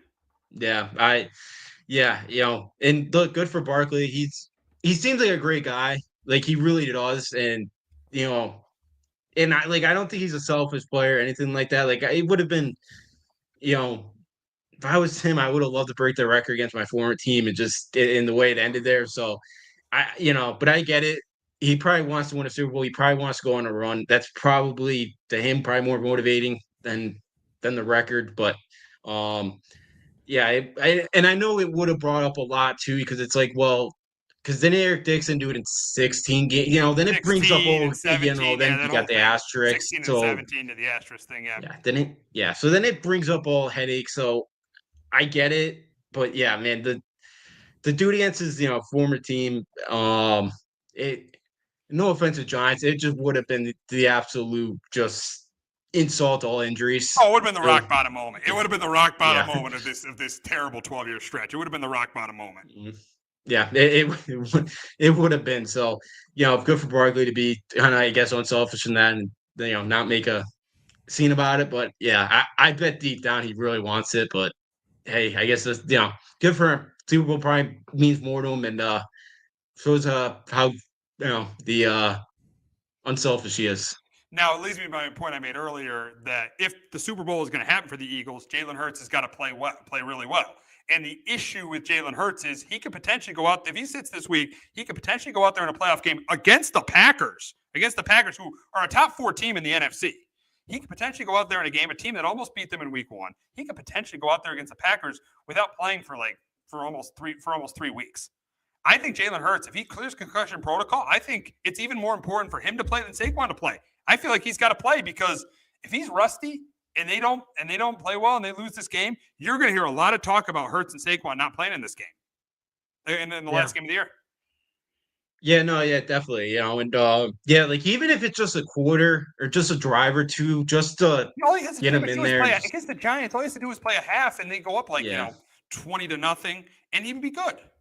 Yeah, he should not need to play the full game. So, no, I think that's a really good point because I forgot that he's been out here the last couple of weeks. So, yeah, I think it would be good for him, but maybe maybe they just feel comfortable with him, just rather have him sit out this week still. But yeah, you do worry about that, Ross, because the Packers are 11-5. They probably are going to be 12-5, and that would be a tough test though, open playoffs with that team. So yeah, I'd be a little, I would probably give them at least a quarter out there, but but we'll see. I guess especially because it's against the Giants, like they really gonna get a ton of pressure. You don't really need to run him. Yeah. So I'd play him a quarter, but yeah, maybe they feel comfortable with him playing next week against Green Bay. Yeah, we'll see. We'll see what ends up happening there. But we got to move on to the Giants side of this. And the big question for the Giants is, should Daboll and Shane be back for the Giants next year? And I think it's definitely more likely Shane is back than Daboll. But even Mara's even been saying that I've heard rumors that Daboll could be back too. Which if I'm the Giants, I hate to get rid of a coach after 3 years, especially a coach that won a playoff game 2 years ago, and we all thought would change the culture here. It's gone so bad the last 2 years where I think you got to move on from Daboll. I think you do. It's just it started a year ago when he wasn't getting along with coaches. I mean, he had the issue with Wink Martindale. You see the defense for the Giants this year. That's really hurt that team. The issues he had with Wink Martindale. And then, he's pretty much, Kafka's still on the staff, but he took over play calling for Micah Kafka. So that was last year. And then the team went 6-11. So they had to play 3 different quarterbacks, but they regressed. And then this year has just been such a disaster for him as the head coach. And you had the Jet game the previous year too, where you didn't know that Graham Gano was hurt. And he played him anyways, and they lost an inexcusable game too. And then this year it started in week 2. Where, again, it was the same thing where they didn't even have a backup kicker for a game. That Washington game was completely on Brian Daboll. They missed. They left 6 points on the board in week 2 against Washington, and then you had the team was at 2-8. I mean, and when you're 2-8, it doesn't mean you're doing that good of a job as the head coach. But he pretty much throws Daniel Jones under the bus. Now, I agreed with the benching of Jones, but they decided to start Tommy DeVito, and they were completely uncompetitive in that game. It's just the thing is, too much has happened over the last 2 years where you really have confidence. Year 1, I had a ton of confidence in Daboll, but I've just lost confidence in him. If he could really lead the Giants to where they got to go. And then Shane, the first 2 drafts were pathetic, were horrendous. His first 2 drafts were horrendous, and it's shown up this year with the roster on this team. Now, the thing that's going to save the one player that's probably going to save Joe Shane's job is Malik Neighbors. He has been phenomenal, and the promise that Tyrone Tracy has shown, the promise Drew Phillips has shown, the promise some of those younger guys have shown, and this is definitely and this year has definitely been his best draft. So I do think it's more likely Shane and Daboll are back. But to be honest, I think the Giants are best served to lose this game and not to have either of them be back and have both of them be fired, get their franchise quarterback and have a new coach and new GM.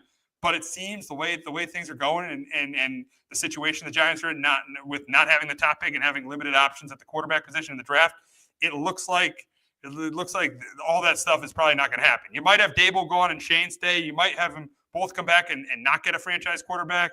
But it looks like all those options are all those things you want are probably not going to happen with them winning last week. So I would say, in conclusion, I do hope. I know I don't want to get rid of another regime, but I do hope that both are gone and they start completely fresh next year. Yeah, I think you have to. We've talked about this endlessly, but it just goes back to Hard Knocks thing. Yeah, God. That has been Shane. such a black eye. You're paying. We said it. You're paying the running back. You're paying Daniel $40 million, not to hand the ball off to a $12 million back. Yeah. Oh man. Again, Barkley might change the stance on running back for what he's done this year, and like what happens when, no offense, you go to a competent organization. Yeah, exactly. So I don't. I think you'd have to, but I think if you're Mara. And this is the problem because I don't think you trust Mara.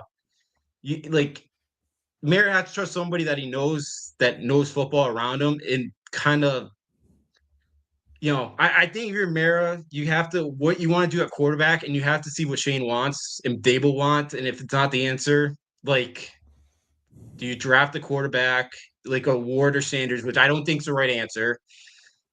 Could you try to trade for McCarthy? Would you want that? Would you try to sign Sam Darnold? Like I think it comes down to what their plan is at quarterback. Yep. I think it's huge. And if they keep Shane, I think they're definitely trading up because he's been looking for quarterbacks the entire time. Honestly, I think if they keep Shane and go 4-13, he's going to make that. He's going to go way up for a quarterback. I think if Shane's the GM, I think they're getting a quarterback no matter what in the draft. That's a risk, man. I don't think Ward or Sanders are first round talent. I get it. You're going to have to probably not do first round talent. I think they're good. I don't think so. Wow, really? Wow. I don't think so. I don't see it. I just don't. I don't think they're. I think the five guys that this year were better than them. I think they're all going to turn out better. Ward's got two. I only played a little Saturday for that first half. But like Sanders looked bad Saturday night. Did not look great. So I don't know. I'm not high on those two, but I get it. I'm hoping the Patriots lose and you guys pay us a ransom for that first round pick, for the first overall pick. That's what I'm hoping, but we'll see. So I get it. I think you do have to start fresh, but I think it really comes down to, but you don't trust, and I get it. You probably don't trust Mara, but it's what does he want at quarterback? What are the people around?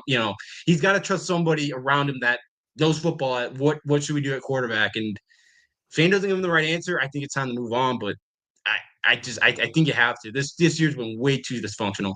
This year's been an absolute disaster. It's been an absolute disastrous season. You didn't think we would get back to where we were 3 years ago, but we're very, very close.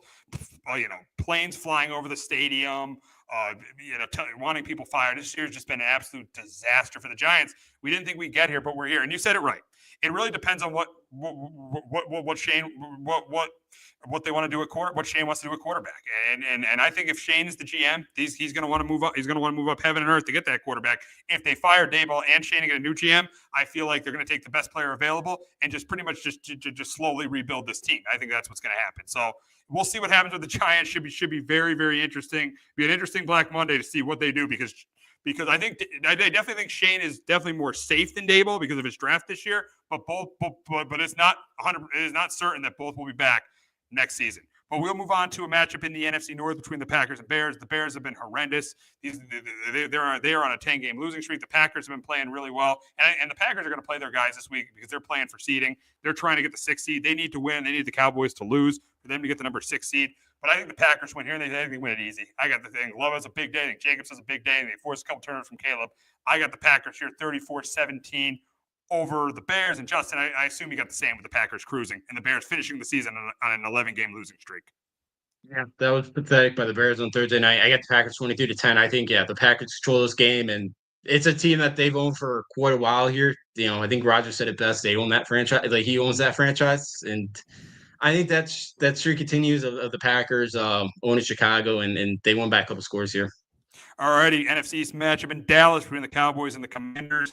And I think in this game, I think the Commander Jaden Daniels is another big game. I think he definitely plays better than he did the previous time against the Cowboys. I think Jaden Daniels is a big game.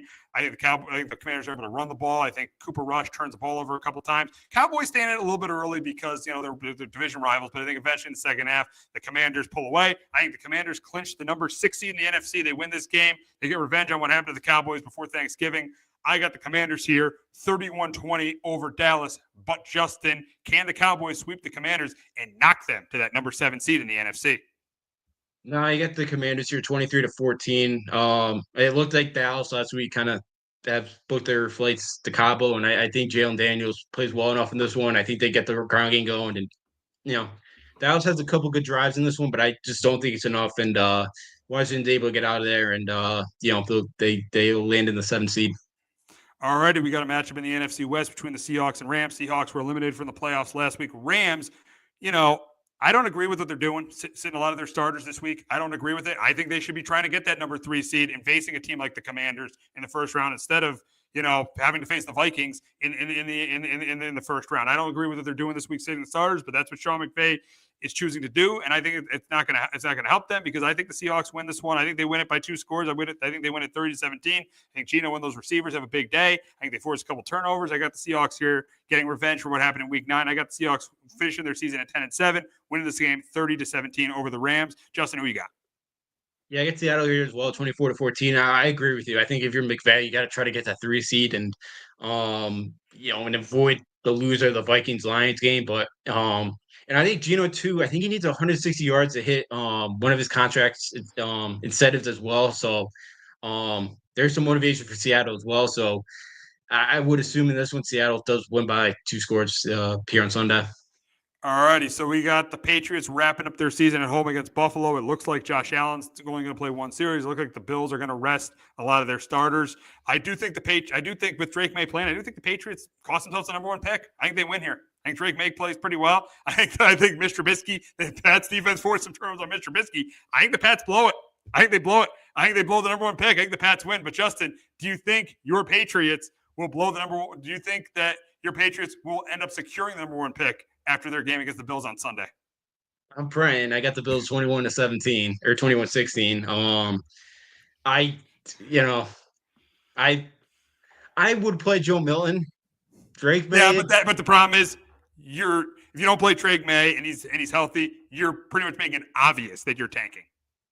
Yeah, but it's not like the NBA where they can, they can't with the lot, there's no lottery. You never know what the league does to the Patriots, though. The league has done things to the Patriots. That's a good point. They got history. The Kraft and the league have a history with the Patriots.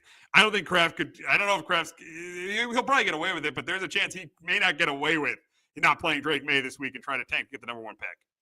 Well, he was limited yesterday with a right hand injury, so there's that. But they say this week he's going to play. They said today that he's going to play. Yeah, unfortunately, I want to see Joe Milton out there and. Gonzalez I want out, but I know he didn't make the Pro Bowl this morning, which I've never watched snap at the Pro Bowl. I can't stand it. But how does he not make the Pro Bowl? He's one of the best corners in the league. I didn't see I didn't check the Pro Bowl roster. I didn't either. Over it. How does he not make the Pro Bowl? He's one of the best corners in the league. Yeah, I totally agree with you. I don't know. So that's motivation for him for hopefully next year to really go out and stick it to the league and whoever votes on that stuff. But last week. The least amount of a Patriot game I've ever watched in my life. I turned that thing off in 10 minutes. Really? I watched a football game. Yeah. And then you had the chance of fire Mayo. And this leads me to my next point. Should Gerard Mayo be back as the head coach of the Patriots next year? And listen, I'm not for firing a coach after 1 season, but just seeing the way he got the coaching job. Pretty much he got the job handed to him. He didn't know there were no interviews. The Patriots conducted no interviews after they fired Bill Belichick. They pretty much just handed Gerard Mayo the job. They handed Mayo the job. And looking at the season he's had as a head coach, some of the mistakes he's made in press conferences, he's supposed to be a defensive coach, and the defense has been definitely has made a significant drop off than it did the year before. And with Mike Vrabel interested in the job, you got a proven head coach interested. You have a great offensive mind in Ben Johnson, who I don't know if he's interested. I don't know if he's thinking about this job or not, but he's out there. But you have Mike Vrabel interested in your job, a guy who won 3 Super Bowls in your organization. I think Kraft has got to admit he made a mistake, and he's got to get rid of Mayo and hire Mike Vrabel as the new head coach of the Patriots, because you just cannot waste Drake. You can't have a year next year like this where you waste Drake May and finish 5-12, and then a guy like T Higgins doesn't come here because Mayo because Mayo's the head coach. I think you got to right your wrong. You got to get your mistake out of the building. I know, and you never know. Gerard might turn it around if he comes back in year 2, and I think he probably will come back in year 2. But I don't think it should happen. I think they should hire Mike Vrabel and fire Gerard Mayo. I think he should not be back as head coach next year. I completely agree, because it sounds like Vrabel is using the Jets as leverage to try to get New England the job here in New England. So he doesn't end up in New York. Because, I was thinking about it this week. I think there's 2 players on this team who have gotten better, and that was one of my goals. I wanted to see guys on this team improve. The only 2 I think have improved from the beginning of the year are Drake May and Mapu, the safety. I think that's it. I don't think anybody else has gotten better from the beginning of the year. Guys have gotten worse, like the Tavais, the Peppers, the Duggars. They've all gotten worse from where they were the year before. Yeah. They have, like, can't wait. 2 sacks week 1. He's got 2 sacks the rest of the year. He had that one big game. They had that one big game defensive line against the Bears because Caleb Williams was holding the ball too long. But the defense has just regressed so much. I think this has got to be. I'm not for firing the coach in 1 year, but I think this has got to be it. Just because of the way he got the job too. Yeah. And Kraft doesn't have to come out. Yeah, I made a mistake. Just fire him. We won't say it. Especially if you hire Vrabel, we just all kind of forget about it. Just go get Vrabel. If he really wants to win another Super Bowl, if he really wants to get in the Hall of Fame, make the right choice and go get the actual coach who's going to get you there. Who's the best one who's on the market right now? Go get a guy who wants to be here. Because I know May wants to be here, but it's been a train wreck. At least you have a guy, Vrabel, that knows how to do it. And he got Tennessee to a 1 seed, 6 years ago? Yeah. 6, 7 years ago? Ryan Tannehill as their quarterback. In a conference where Patrick Mahomes, Josh Allen, and Joe Burrow were in. I know they didn't win a playoff game, but he still got a 1 seed with those 3 guys in the conference. Yeah. So that's why. And don't forget Lamar Jackson's in the conference too. Yeah, that too. Yeah. And to have Ryan Taylor and get him as a 1 seed that's impressive coaching right there. So this guy wants to be here. Just make the right decision to get rid of Mayo. It's been an absolute train wreck. And again, I really have my doubts if Mayo could be a good coach in this league. I get it. I know it's not there's never the right situation for him. But it's just the guys haven't gotten better. If at least the guys are showing me they got better, okay. But to come out and lay an egg against a team last year that you lost 6-0 to lose by 33 at home, I just that's inexcusable. It's inexcusable. I was ridiculous on Sunday or Saturday. Terrible. And the fans show their displeasure, chanting "Fire Mayo," and rightfully so. They're sick of this. They're sick of this. And the Patriots right now are at this point where they can go one path or the other. They could get back to being a competitive team, they get back to be not back to what they were for. Nobody will be back to what they were for 20 years, but they can get back to being a competitive team, a respectable organization, or they can go down to a path where they could turn into the Jets, the Jaguars, the Giants, and the Browns. If they bring Mayo back and it doesn't work and they win less than 5 games next year, they become a dumpster fire. They become one of those organizations. Because you really look at like a laundry list of it would be 3 terrible moves in a row they made. Not cutting ties with Tom Brady in 2020, hiring Matt Patricia and Joe Judge, the offensive coordinator in 22, and then after they moved on from Belichick, hiring Gerard Mayo. Those would be 3 horrendous moves in a 5-year stretch. That makes you a dumpster fire in this league. And I think if they bring Mayo back and they're 5 and they win 5 games or less next year, they're a dumpster fire. No, I completely agree with that. I think it's a great point because, again, they have the money. You hope they have the first overall pick where you could get Travis Hunter, you could trade down, and you can get one of those offensive tackles and Will Campbell or Calvin Banks and help to rebuild your offensive line. And, you hope to go get a big-time wide receiver like a T. Higgins in the free agency. And, if this team can't win more than 5-6 games next year, then, it's an absolute dumpster fire because Drake May has shown you the ability that he is your franchise quarterback moving forward. You found the biggest or the hardest need in the sport is to find your franchise quarterback.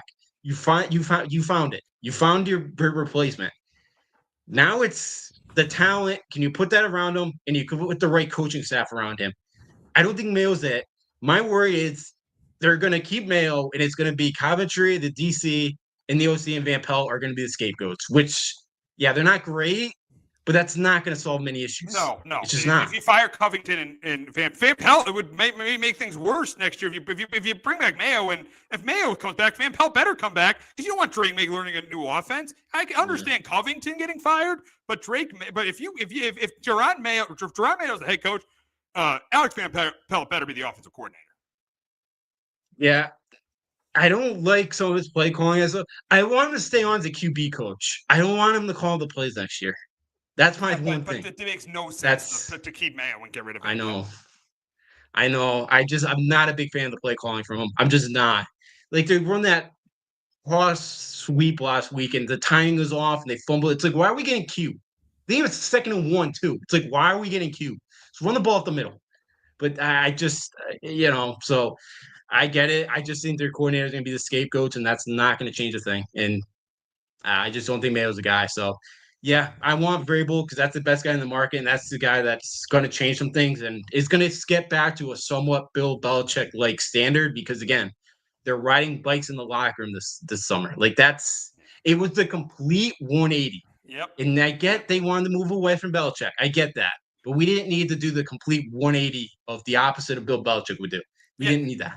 Yeah, they probably more wanted to move on from Bill Belichick as the GM because that's where he went wrong with it. That's where things went wrong with him as the GM than the head coach. But the head coach has done a complete 180. He did not need to do a 180 because the coaching was not the issue. The general manager was the issue. That's why this is a humongous offseason for Elliott Wolf to try to get this team back to where they need to be. But yeah, they did a 180. It doesn't look like it's really worked out. So yeah, I think Kraft, admit your mistake and move on. Nope, I completely agree with you. I hope he does, but I'm a little worried he won't. And he wants to stick it down that he's right, and he wants to do this to try to put Mayo. He wants to try to prove that Mayo that it was him that built Mayo, because it's just all this is just for the Hall of Fame. That's all it is. Of course it is. He should be in it, but like it should definitely be all for the Hall of Fame. Of course. That's all it is. It's his ego. His ego has definitely gotten in the way here, just like Belichick's ego got in the way at the end in New England too. Both their egos have gotten in the way, and that's why this franchise is where it's at right now. That's why they're in this place where they're not a joke, they're not an embarrassment like the Giants, the Jets, the Jaguars, or the Browns, but they could be heading down that path. Oh. Yeah, they keep Mayo. I agree with you. They're going to turn dumpster fire, and this is going to be a problem because I would hope next year will be it, but I don't know. I think Kraft really wants to stick it and try to cement his legacy here that he built Gerard Mayo to a Super Bowl winner as a head coach, and that's where we need Jonathan Kraft to come in and hopefully talk him out of it. Yep, absolutely. So we'll see what happens with the Patriots. Should be an interesting Black Monday for both the Patriots and the Giants, and we'll definitely be talking about it next week on Wednesday. But we are going to move on to an AFC South matchup in Tennessee between the Texans and the Titans. Let me tell you something: the Texans got to play their starters here. They can't be resting their starters in this game. They got to play their. I don't think it matters if they win the game, but their starters got to get, I'd say, at least a half of reps, good reps, if playing well, because they had a horrendous performance against the Ravens on Christmas Day. They were horrendous, and I think that's what they'll do. They'll play their starters for a half. They'll get a lead. They'll play their backups in the second half, but Tennessee won't be good enough to beat their backups. And I got the Texans here. 23-17. Justin, who you got? Yeah, Texans here as well, 17-13. Yeah, Texans, I agree. They got to play their starters, and just at least a little bit, because they're like the Seals right now. They're just in a downward spiral, and they got to at least maybe get some confidence going to the playoffs. So, but yeah, I think Tennessee defense keeps them in it, but maybe Rudolph plays decent enough. They can find a way to win the football game, but I do think Texans find a way to win. Alrighty, Chargers and Raiders go at it on Sunday, and I think the Chargers if the Steelers lose, they potentially could move up to the number 5 seed. And if the Steelers lose, they can move up to the 5 seed because they would be 11-6. Steelers 10-7. So if the Steelers lose, the Bengals will be motivation. If they don't, the game's meaningless. But who knows what's going to happen here because this game could be meaningless. But I think the Chargers do win it. I think it's a competitive game, but I think the Chargers do win it. They'll be the better team. I think they beat the Raiders 27-20. Even though the Raiders have been playing better, even though it's probably not helped their organization, they've been playing better. Winning those last 2 games, which your dad and your brother probably aren't happy about, but I think the Chargers win here 27-20. Justin, who you got? Yeah, I get Chargers 2017. Yeah, not happy right now in the family with the way the Raiders been playing the last couple of weeks, and Hey, they're playing hard for Antonio Pierce. Maybe he keeps his job in the end too. So Yeah. I think they keep it close. I got the He's Chargers at kind of in a 2017. similar situation as Brian Daboll, pretty much coaching for his job. So that's why those teams are playing hard at the end of the year. Yeah. It could be as you know, it could be problematic. Yep. Especially when you don't have a quarterback on your roster. You got two teams out of the playoffs in the AFC South, Jags and Colts. And I don't care if Richardson or Flacco plays. I think the Colts put up points here. I do think Jackson puts up points here, but I think the Colts put up more. I got the Colts winning this one 30-24. Justin, who you got? Yeah, Jacksonville 24-21. I don't know where the Colts heads are at after giving 42 last week, and their defense was horrendous against the Giants. They caused me Survivor, caused me Conan Bus. Really? Survivor. Wow. I picked the Colts. Yeah, so you were that close in the Survivor pool, and the Colts screwed you. Wow. Yep, the guy that had Seattle won it. So. Oh wow. Yeah. You must not be liking Shane Steichen right now. No, I'm not very happy with him. That's why I'm taking the Jacks. That guy. How do you give up 42 points to Drew Lock? Yeah. I don't get it. So very frustrated there. So I'll take Mac Jones and his one last chance here to be a starter. Yep. All righty. We'll wrap up with an NFC West matchup in Arizona between the Niners, who had a very disappointing year at 6-10, a ton of injuries, very similar to the 2020 season against the Cardinals. And I think the team with the better quarterback will win this. I got the Cardinals winning it 28-20. Justin, who you got here?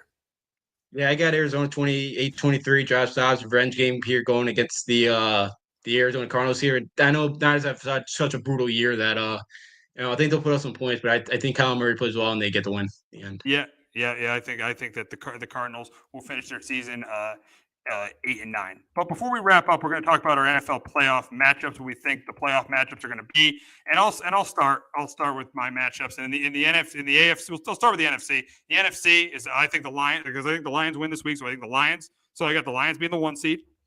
I got the Eagles being the 2 seed. I got the Bucks. Right now they're currently the 4 seed, but I got the Bucks going from 4-3 because I think the Bucks win this week, go to 10-7. The Rams lose, so I think they slip to the 4 seed. I got the Rams as the 4 seed. I got the Vikings as the 5 seed, losing to the Lions. The 6 seed, I got the Commanders. I got them in the 6th spot, and I got the Packers in the 7th spot. So in the first round, I got the Eagles going to the Commanders. No, the Eagles hosting the Packers. The Commanders going to Tampa. Or both rematches of Week 1, ironically. Both those will be rematches of Week 1, and then I got the Rams hosting the Vikings, a rematch of Week 7, a Thursday night game, which the Rams won too. So I got that. Those are my matchups in the NFC. Justin, what are your matchups in the NFC? Yeah, I think mine's pretty similar. The only really difference I had Minnesota winning getting the 1. So the only difference I had here was the Lions going out to LA and Jared Goff going. Another rematch of last year's first round. Yeah, this time, he gets to go to LA this time. So that's really the only difference for me that I had. Everything else was the same seeding as you. So the funny thing, if you're right, they're all Week 1 rematches. It would be Eagles, Packers, Bucks, Commanders, and Lions, Rams. They'd be all Week 1 rematches. That's fascinating. I did that. Yeah, all rematches of Week 1. It would be. There are a couple. Yeah. 2 of the 3 were good. I know that Commander got blown out by the Bucks, but that was Jaden Daniels' first start. So I would expect a very different result there. So a couple of good games potentially then. Good rematches. And then in the AFC, I mean, pretty obviously, I got the Chiefs and Bills 1 and 2. I got the Ravens winning the division this week, so I got them as the number 3 seed. Obviously, Texans is the 4. I do have the Chargers sliding. Right now, it's the Steelers at 5. I do have the Chargers sliding up to 5 with them winning and the Steelers losing this week. So I got the Chargers sliding up to 5, the Steelers at 6, and then with the Broncos beating the Chiefs, I got them at 7. So I got the number 2, the Bills is the 2 seed, hosting the Broncos, the 7 seed. I got an AFC North matchup in the first round. I got the Ravens and the Steelers in the first round. And then I got the Texans and the Chargers as the 4-5 matchup. Justin, your AFC matchups, they're probably the same. I'm assuming they're the same. Yeah, I got the same as you. Yeah. So, same matches with you there. So, hopefully a couple of good ones. So, like Houston and Pitt would be fascinating if that would happen because 2 teams are spiraling in that one. But, Pitt, Baltimore first round, Pitt will probably keep it interesting as those 2 boys play close games. Yeah, we'll see. We'll see. It'll be interesting to see Pitt and Baltimore if it happens. If the Steelers and Ravens play in the first round of the playoffs, if that happens, they got to extend Hard Knocks another week for that matchup. They definitely got to extend Hard Knocks because they've had the AFC North. They Hard Knocked the AFC North for the last month. So they got to extend Hard Knocks if that ends up happening.